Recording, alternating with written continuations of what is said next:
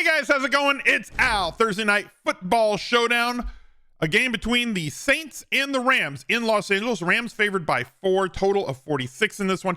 We have an entertaining game with a lot of possible players and captains that we can go after. So I'm going to go through in detail who I believe are the optimal captains for this slate. We're going to look at some lesser played players that you could target later, build an underdog pick 'em, as well as take a look over at Fantasy Labs and how we can attack building 150 lineups for this Thursday night football showdown. If you wanted to get access to my weekly cheat sheet, you have to jump in the Discord at smizzle.tv/discord.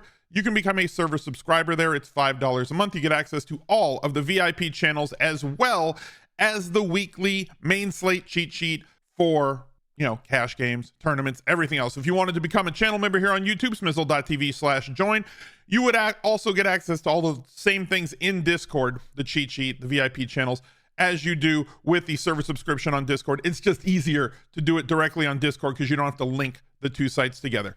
Thank you guys for being here. I hope you had a great week 15. If you want to see how I did, go check out the recap video on the Al Smizzle Fantasy Football channel. Drop a like on the video, subscribe to the channel, and let's go. He's a legend. The Week 16 Smiz Gang Listener League is posted, but it's not in the DraftKings lobby. It is $10, it is 3 max, and it is, as always, no rake. We have to fill this one. It's 3,500 people in it.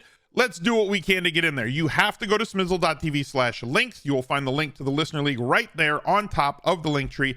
And while you're there, it costs you nothing to go and click down every other thing on that list. Thank you very much for filling the Listener League this week. I will shout out all the winners on the recap video on Monday on the Al Smizzle Fantasy Football channel. Here's the Week 15 recap right there. Go check out both things. Click both links for the Listener League and the Al Smizzle Fantasy Football channel. Here we have our first look at this slate. Let's start with the quarterbacks. Okay, we're going to start there, and then we'll move out to the other more optimal captains. Now, Matthew Stafford was uber chalk last week, and he did fine, but he didn't have a ceiling game. He's had 4 great efficiency games back to back to back to back. If there's one thing about the McVay offense, it's that it's amazing. One, he's an amazing. He's him, McDaniel, Shanahan, they do such a great job for their teams. But there's one thing specifically about McVay offenses in terms of efficiency, EPA per play, yardage, touchdowns, all those things. It basically, his offense comes down to pass protection. When he has a quarterback who his offensive line can protect, they put up numbers. And if you look at the last 4 weeks for Matthew Stafford, it correlates very well, his production does, to how well they've been able to protect him on a per play basis. 4 touchdowns, 3 touchdowns, 3 touchdowns, 2 touchdowns. Also, a return to full health for Cooper Kupp. Puka Nacua is as good as he is. Kyren Williams coming back in week 12 as well. And 2 kind of soft opponents with Washington and Arizona mixed in there, but he did very well against Cleveland, the toughest defense in the league in terms of EPA allowed per play, and Baltimore, who is the number 1 seed, a great team in their own right, in a game that they scored 31 points against Baltimore. He is not ceiling, and the possibility for ceilings is greater for the players around him than there is for Stafford. So I believe that there is going to be an overweighted amount of people on Matthew Stafford at captain this week, and I will probably underweight that to try and capture all the players around. And if you are going to play Matthew Stafford, because there's always a possibility that he puts up a 35-point day. The problem is because of how they run offense and how concentrated it is around Kyren Williams, Cooper Kupp, Puka Nacua, things tend to, if he has a big day like he did a couple of weeks ago with 4 touchdowns this week right here against Arizona, there's going to be somebody else who does really well also in terms of catches and receptions, 100-yard bonus, multiple touchdowns. So I don't think he is as optimal a captain as the field is going to put him there. I'm not going to include Kyren Williams in my Matthew Stafford stacks, but I'm not going to disallow them either. I'm just not going to lock him to that. So the Rams, everybody in the pass game, Puka Nacua has had over 20% of the target market share in every single game this year. You'll include Higbee in that. Robinson has been a thing recently, as long as Tutu Atwell has been out. Full participant in Tuesday's walkthrough. Monitor that situation. If Atwell is healthy, I don't like Robinson. If Atwell is out still, then I do like Robinson. So monitor the situation, and the kicker does correlate very well with the quarterback, as we've seen in multiple times in terms of showdown. Derek Carr, we're gonna look at him at captain. They're done with him. I think that the players, the locker room, they're not thrilled. And 3 touchdowns last week. He gets vultured inside the goal line. I don't think that I want any lineups with Derek Carr across 150. The possibility for somebody like Olave or Kamara or Shaheed or Taysom Hill at a much lower price to end up being the optimal captain for them is greater than the probability of them being captain, and their percentage being played at captain is greater than the possibility of Derek Carr popping in optimals across as many simulations as you want to do. Yes, there's a possibility if you want to play him there. I would include Kamara because he is over 15% market share in the games that him and Carr have played. Olave, Shaheed. I would not use Tyreek Hill.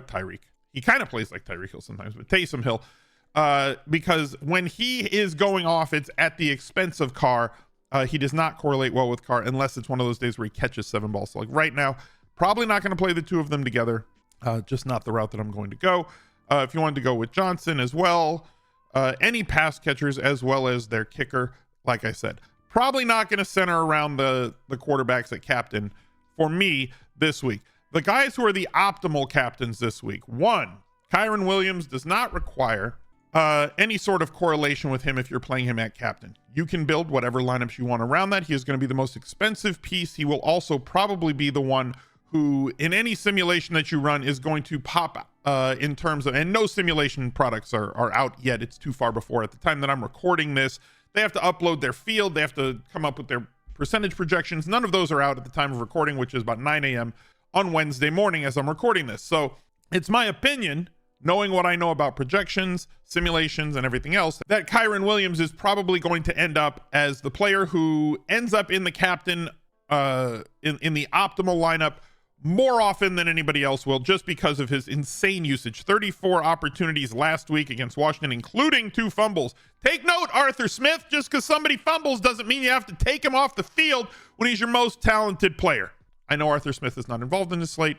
He's going to be involved in the video because I hate him. I hate him a lot. 29 opportunities this game, 26 opportunities this game. It's hard to fail when you're on a good offense that feeds you the ball. With DraftKings scoring, full PPR, and bonuses, Kyren Williams is going to be the optimal captain, as well as all of his usage inside the 5-yard line. He's tremendous. You don't have to correlate him with anybody. On the other side, Alvin Kamara will probably be the most optimal captain on the Saints side. Same rules apply. You don't have to correlate him with anybody. Massive usage in the passing game, although you punt off inside the 5 carries anytime that Taysom Hill is active. There's that threat of him being the guy who takes over and runs in a touchdown here or there. However, you can leverage that because it's going to hold down his percentage at captain, because everybody knows that Taysom Hill is a thing and they're scared of him. So in the case that Alvin Kamara has a multiple touchdown game like he did against Detroit, you can absolutely end up with an advantage versus the field for people who are just, well, aren't you worried about, right? Aren't you worried about Taysom Hill? So like, you need to throw that out. Draft Showdown captains as though you're right. That is what you have to continue telling yourself. Now, the correlated ones. Cooper Kupp is once again healthy.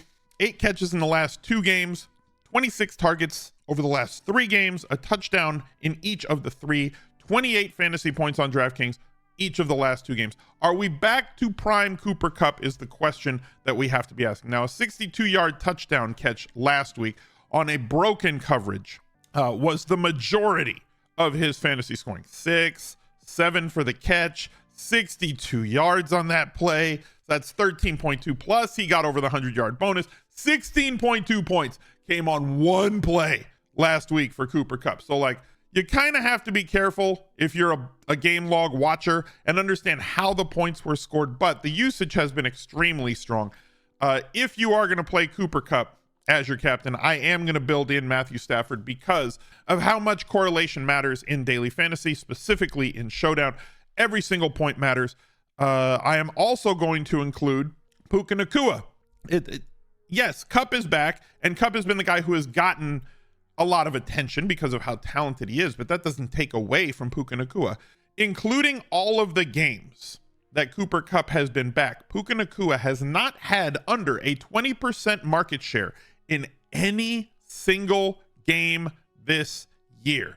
Now, granted, his massive games came early in the year when Cooper Kupp was out, But that does not mean just because Cooper Kupp is now back in 7 or more targets in every single game this year. Now, it's a 1-game scenario. Don't fall in love with the overall touchdowns, with everything else. A 2-touchdown game can certainly come as if from nowhere for any player, including Puka Nacua, specifically with the amount of usage that he gets on a week in, week out basis. The other captain that I think is the most viable is the man who leads the league in terms of air yards, unrealized air yards, actual air yards, prayer yards, if you will. Chris Olave is an amazingly talented wide receiver, gets enough usage. He got dinged up last week. He is on the injury report.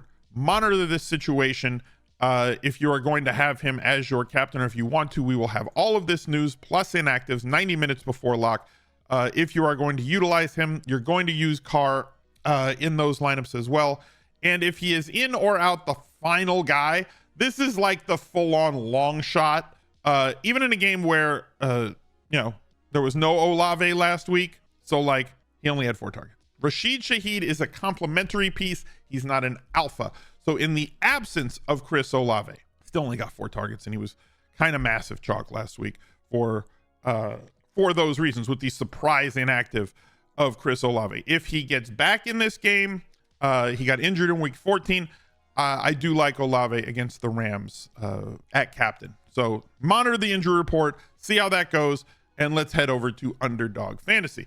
I've got this pick for, if you do not have an account over at Underdog Fantasy, make sure that you go get one. Use code ALSMIZZLE, that's all one word, ALSMIZZLE, and you get up to $100 deposit bonus on your first deposit to the site. They have these great pick'ems. I've got this one for $100. Kyren Williams over.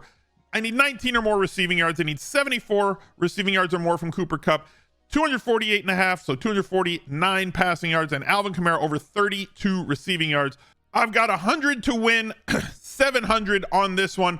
We'll see how this one goes. Play for $700. Boom, one's confirmed.